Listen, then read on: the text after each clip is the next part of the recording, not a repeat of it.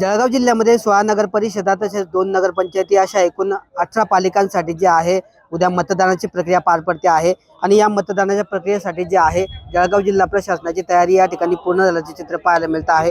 आपण दृश्यांमध्ये जर बघितलं तर या ठिकाणी आज जे नियुक्त कर्मचारी मतदान प्रक्रियेसाठी नियुक्त करण्यात आले आहे त्या नियुक्त कर्मचाऱ्यांना जे आहे मतदानाचं साहित्य वाटप करण्यात आलेलं आहे। ईव्हीएम मशीन असेल किंवा वेगवेगळे मतदानाचे जे साहित्य आहे ते मतदानाचं साहित्य या ठिकाणी कर्मचारी जे आहे पडताळणी करून खात्री करून या ठिकाणी तपासणी करून घेत आहेत।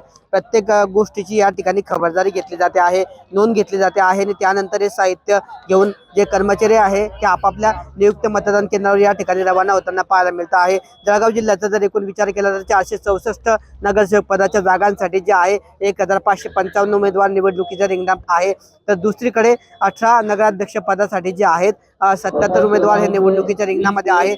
यामध्ये जर आतापर्यंतचा विचार केला तर 24 जे आहेत 24 जागा ज्या आहेत त्या सदस्यपदाच्या बिनविरोध झालेल्या आहे, तर जामनेरचं नगराध्यक्ष पद जे आहे ते देखील या ठिकाणी बिनविरोध झालेलं आहे। त्यामुळे इतर जागांसाठी जे आहे उद्या मतदानाची प्रक्रिया पार पडणार आहे। त्यातच काही नगरपालिकांच्या ठिकाणी जे आहे अपील झालं होतं, त्यामुळे अशा 6 तालुक्यांमधल्या 12 प्रभागांच्या निवडणुका ज्या आहेत त्या पुढे ढकलण्यात आलेल्या आहेत।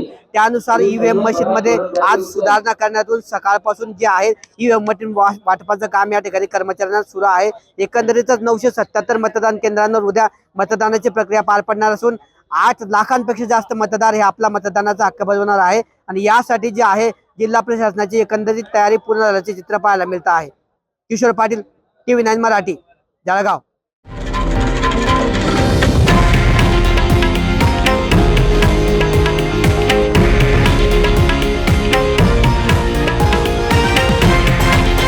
हे आहे देशातील नंबर 1 न्यूज नेटवर्क आणि आपण पाहत आहात TV9 मराठी, एकमेव।